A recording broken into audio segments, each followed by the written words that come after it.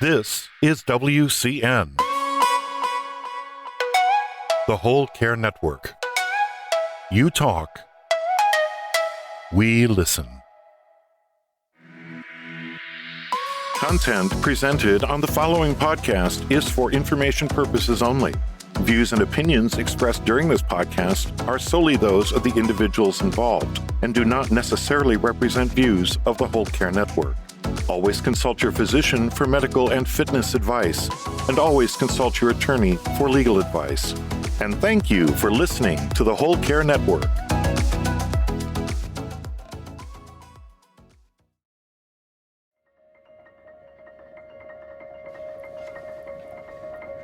Have you ever met anybody that has caregiving on their bucket list of things to do in life? Beyond caregiving, how do we care? We also have to care for ourselves. How do we treat friends, family, strangers we meet? Forget it. How do we heal? The physical, social, financial, spiritual.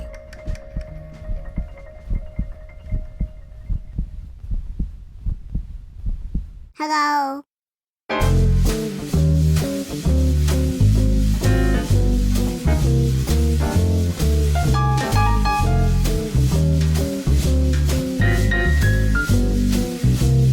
By creating healing ties. Tying it all together like a bow tie. With your host, Christopher McClellan, the bow tie guy. Well, greetings everyone, and welcome to another episode of the Healing Ties 2.0 30 and 30 podcast featured on the Whole Care Network. I'm your host, the bow tie guy, Christopher McClellan. On the Whole Care Network, we believe it is through story sharing where diversity meets the road to collaborate on a common cause. And our common cause on the Whole Care Network is to support caregivers before, during, and after caregiving ends. And as you know, we're celebrating National Family Caregivers Month with our reboot of Healing Ties podcast and the soft launch of our new Whole Care Network website. So when you get a chance, please visit our wholecarenetwork.com site where you'll immediately see a link to our new website. On the new site, you'll get a chance to meet our new friend, Bo, because Bo ties things together on the Whole Care Network. Now, when you see Bo, you're going to get it 100%, but you got to meet Bo, okay? You just got to meet Bo. And during our soft launch on the new website, we are asking everyone for their feedback, as we want to be able to build a site that makes it easy for you to search for your favorite podcasts, blogs, and videos. And by the way, one of the ways that we're doing it and hopefully making it easy for you is that you'll be able to search all the content on our Whole Care Network by one of our 4 pillars of care. And that's our physical care, our social care, our financial care, and our spiritual care. All content will be categorized in one or all 4 of those pillars. Well, enough for me. Let's get to our special guest. Heather Slutzky is the founder and principal celebrant of Anchor and Flame, and Heather uses her experience as a family caregiver and a healthcare professional to build support and understanding between clinical caregivers and family caregivers. There is a difference. Heather works with healthcare organizations directly to create a meaningful culture. I'm going to love this conversation. This is just right up my alley. And celebration to help sustain their workforce. Additionally, Heather and I have been friends for a number of years, and I am just thrilled to welcome Heather Slutzky to Healing Ties. Hello, Chris. It's so good to get to talk to you again. It is. Now, when you're, we're talking a little bit before we recorded, when your name popped up on the list for podcast, I said, oh my goodness gracious, St. Ignatius, I can't wait to do this. This is just so wonderful because, while we haven't really talked a whole lot over the last few years, we can pick up right where we left off. And you just have been one of my favorite people and big supporters over the years. So thank you for joining me. It is a pleasure to get to spend time with you again after as long as it's been. So I'm kind of stuttering on my words because Anchor and Flame, I think that is just so awesome. And that's that's something new since the last time we talked together. So give me the lowdown on Anchor and Flame. So, Anchor and Flame is a company. I'm the founder and the principal celebrant. When I took a look at what has happened, we're recording this just prior to the election. When I look back at this last year, what I have seen over and over again is people needing to have meaningful markings of moments in their life, both healthcare professionals who are doing something right now they have never signed up for, and people who are family caregivers who are feeling their way through this extraordinary time in all sorts of different ways. And I recognize that one of the things that I'm proud of as a professional and that I enjoy doing is being present and building a framework around real specific moments where people need support and celebration. And so Anchor and Flame comes out of the idea that we are able to be passionate about the people and things that we care about when we are anchored and secure and we have all of the fundamental needs met. Something that is so needed, especially in today's workforce. And it's that's another reason why we connect. And one of the reasons I wanted to reboot Healing Ties is to ask the question, how are we caring for each other? How are we caring for ourselves? And I think we are doing fundamentally the best that we can. The chief experience officer at New York Presbyterian, a man by the name of Rick Evans, wrote a wonderful article recently saying that the bootstrap mentality of healthcare providers, that idea that like we signed up for this, so we've just got to do what we have to do, isn't going to function right now, that we need more. And his organization suffered a terrible loss early in the COVID period. One of their emergency room physicians committed suicide. And goodness. Got some national recognition. It did. I do remember that. Yes. And he talks about the fact that just saying, we have, employee assistance programs. And if you want to talk to one of our chaplains, you can do that. Just isn't sufficing right now. Right. And that is true both for what professional caregivers take home, but the way they universally have stepped in for family caregivers who can't be at the bedside. They have found the way to hold the hands of those who need it most. And that is what they want to do professionally. And it is an effort that they are under-equipped to manage on their own all the time. Oh, goodness. We are always so unprepared when some of these things happen. You have to be able to have a program like this where you can reach out and be there for people who are giving their time and effort to somebody else's healthcare. I'm at a loss for words. Well, I was really privileged in a lot of ways to see a number of stories unfold and to hear stories since then from other organizations about how much stronger the bond has been between professional caregivers and family caregivers when things are a surprise or when things are really rough. Because I'm in North Georgia, and we have had extremely limited visitation for a long time now. And that doesn't change that people who have had strokes or who have had heart attacks or who are getting cancer treatment are in the hospital too. People with long-term dementia. There's everything that ever made us sick still makes us sick.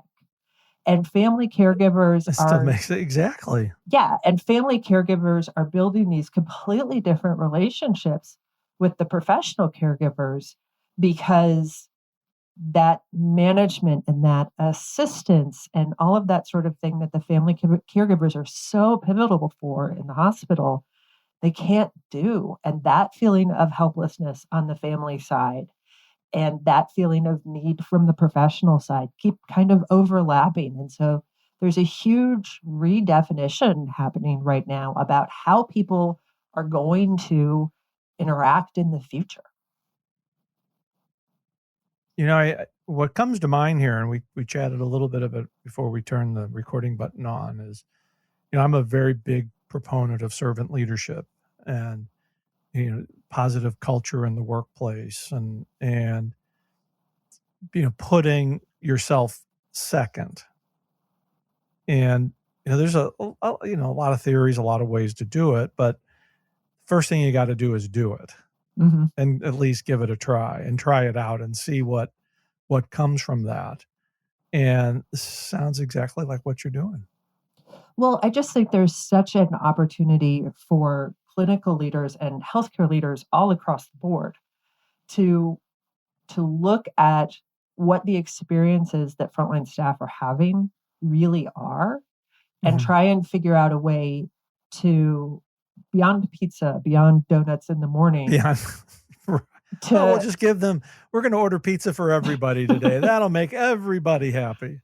Well, and at one point, there's part of the pity pizza convention that can get kind of exhausting, and eventually you're like, pity Chinese, anybody? Pity fajitas, something different. But the other part of that is that as servant leaders, there's a real moment of helplessness because you're like, I need to do something. And what it feels like you can do can be so limited sometimes. There is, in hospital chaplaincy, a really wonderful tradition referred to as the blessing of hands. And your chaplains will come around and they'll do oil on your hands and that sort of stuff.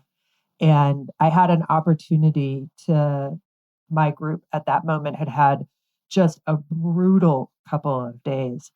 And I had the chaplains come in and do the blessing of hands, and to watch everybody just cry because it felt more meaningful in that moment than the best donuts that I could bring.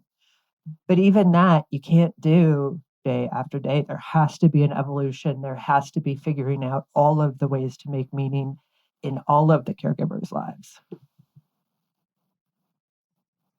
I think you should just continue talking because you're leaving me speechless because this is so needed everywhere, not just here in the United States. This is needed worldwide. Okay, so can we talk about families for a minute then? Yes, let's talk about families. Okay, so the area that I serve and that I live in has a big university, has been on the national news in every surge because either where I live or where I was working, both took pretty big hits. And then it was prom season. And this is when I realized that we were looking at two sides of the same coin in terms of caregivers and moments, because I watched people work so hard to create a prom of some sort, somehow, something. And I watched all of these adults just turn themselves inside out to try and find a way to make this okay. And it occurred to me that all of our rituals, regardless of your faith tradition, all of the secular rituals that exist in the United States specifically, because that's what I'm most accustomed to, aren't named as rituals. When do you know that your child has grown up and is an adult? Now, some faith traditions are going to have a real specific moment. And lots of people have senior prom, where your son is stunning and your daughter is beautiful, and they are going off arm in arm with somebody who they care about or are friends with or whatever. But that's how you know that it is about to be time for them to take the next step, is you have all of this pageantry. And when you look at the kinds of rituals that other countries and other generations and other centuries have had, when it's like, welcome to your adulthood, here you go. Yes. The only thing that we have that is fairly universal that signifies that is prom and graduation. And so then you start looking at all of that stuff. So I have, if you don't mind, Chris, I have a question for you. Oh, It's weird and it's going to feel like a topic jump, but I have a question for you. It's okay. I'm all ears. If you are watching a television show and in that television show, the child's fish dies, what do mom and dad and grandma and grandpa do for the child when their first ever goldfish dies? Well, I hope that they would hug the child. Yes. And then they do some little ceremony. Maybe they bury it in their backyard. Maybe they all stand in the bathroom and wish it well on its way to the ocean, whatever. But when we're a child, especially when we're children on television, there is this marking of that moment. And when we're an adult and the dog that has been at our side for 15 years dies, we put it on Facebook. Right. Because that's the only system we have right now to reach out to our community and say, my heart is broken. Can you help me? Because you'll see the Facebook posts about dead pets. Oh God, people come out of the woodwork. The people you're friends with from high school because you kind of remember each other, sort of. They're like, oh, I used to have a dog too, and that's really super sad. And so all of these moments, we are missing the opportunity to care for each other.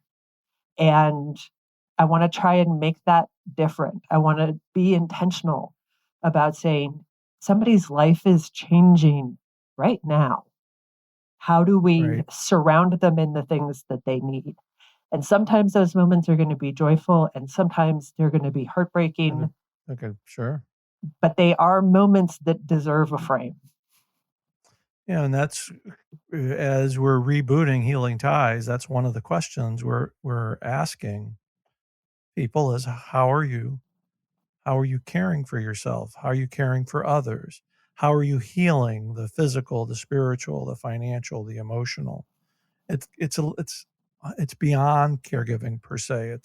It's caregiving for yourself and the broader community. It's these questions that I think go unasked, and you just stepped right in and asked. So, well, and when we're looking specifically at the family caregiving community, even if 6 months from now, most healthy people get the all clear to resume most activities in a fairly normal way, there will be a section of the community that still is going to have to take extraordinary precautions.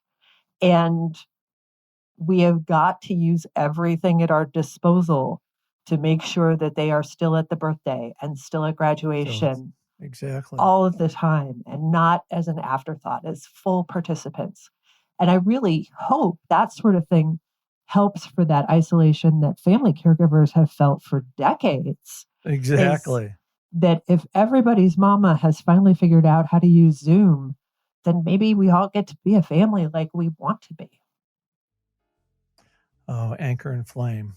I get it 100%. Goodness gracious, St. Ignatius. Gosh, this is just off the charts. But Heather, let's take our break here. And then when I come back from the break, I'm going to ask you to give me one fun fact about you that I don't know that our listeners would be interested in.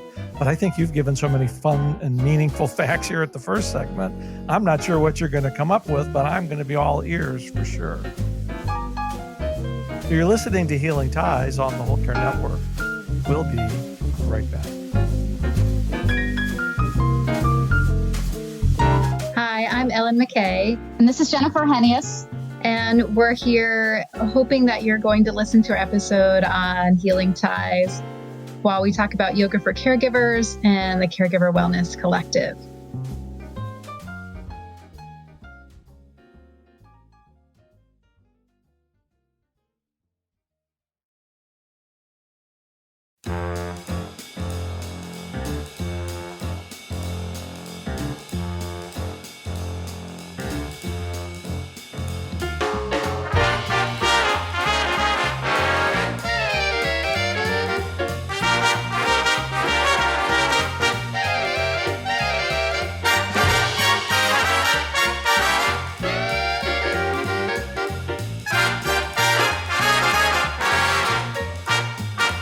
Well, welcome back, everybody. I am continuing my delightful and meaningful conversation with my good friend, Heather Slutzky from Anchor and Flame.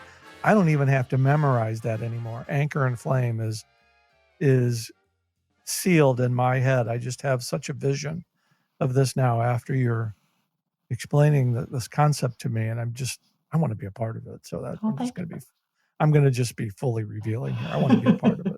Thank you. But before I could be a part of it, you have to tell me one fun fact about you that I may not know that our listeners would like to hear. Okay, so my traditional fallback fact here is that I am capable of making a frog with my hands. And it's this little finger play thing that Oh, very good. We're going to have to get a picture of that for the podcast. That I learned decades ago. But really, for a podcast, finger puppets is really not the thing. So I will tell you that I will tell you the exact moment that I knew that I was bound to do work in healthcare. I had been, my first profession, I had been a librarian, and I was working in a medical university's library. And I came across the word neuropsychopharmacology. Oh my goodness gracious, what a Scrabble word. And it was a journal in the mid-90s. I assume it still is one, but neuropsychopharmacology was a journal in the mid-90s. And I was just like, that is the prettiest word I've seen in a really long time. That was the place that I was when I entered my family caregiving journey. And through seeing that word and through my family caregiving journey, I recognized that I speak English and medicine reasonably well. It is different language. And that is the moment that I started working in healthcare. Oh, goodness. That English and medicine, if they can't. And, when you think about that, goodness, caregivers are thrown into the medicine language without really knowing.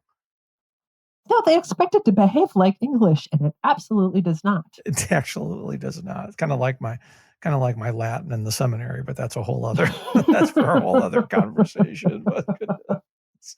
Oh goodness, English and I've got a lot of takeaways from today's podcast. This is just off the charts. But Heather, we've just got a couple of minutes left today.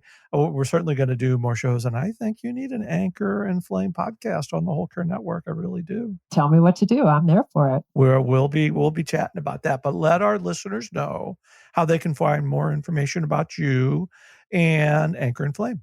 So right now, especially for Anchor and Flame, the safest place to look is on LinkedIn. There will be an Anchor and Flame website, but it's not quite up and running yet. It's okay. So, I've been getting my Whole Care Network website up and ready for months, but I get it. It's okay. So those are the two places, and I will explain, if you don't mind, the way to find me. So my name is Heather Slutzky. There are a lot of Heathers in this world, but my name is spelled exactly like it sounds. And so once you put the first four letters of my last name into just about anything, I start to pop up. So that's, if you're worried about how to spell my name, you just got to lean into it. It's just like it sounds. I don't have a follow-up. I don't have a follow-up other than say, you're 100% correct on that description. But, oh goodness, Heather, it is so great to connect with you. It's so good to see you. I hope we can do more of these. We've been talking about doing some collaborative work for years. I think now is the opportunity for us to kind of research this, but I can definitely say, well, I've known this even before, but now with Anchor and Flame, you are certainly someone who's creating healing ties all around us. I just, thank you. My heart's pitter-pattering today. Thank you. Thank you so much. It's been a real pleasure. Yeah, we'll stay on just for a second, but I'm just all discombobulated on this episode. But and I'll have my executive producer to be sure that he leaves this in, because these are what these real life conversations are all about. But, goodness, so. Well, and that does do it for this episode of Healing Ties. As you know, I'm Christopher McClellan, the Bow Tie Guy. I've created a life to love after caregiving ends. by being with awesome people like Heather Slutzky. Healing Ties is a part of the Whole Care Network. Check us out online at the new wholecarenetwork.com, where you'll get a chance to meet Bo. I know Heather wants to meet Bo. Absolutely. And we'll see you for another episode of Healing Ties tomorrow, because it's Healing Ties 30 and 30. Take care. Bye for now.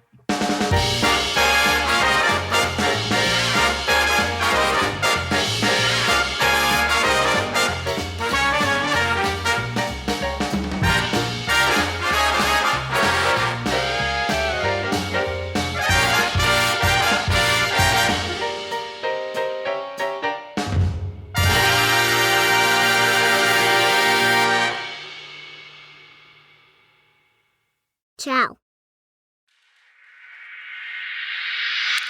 This is WCN, the Whole Care Network. You talk, we listen.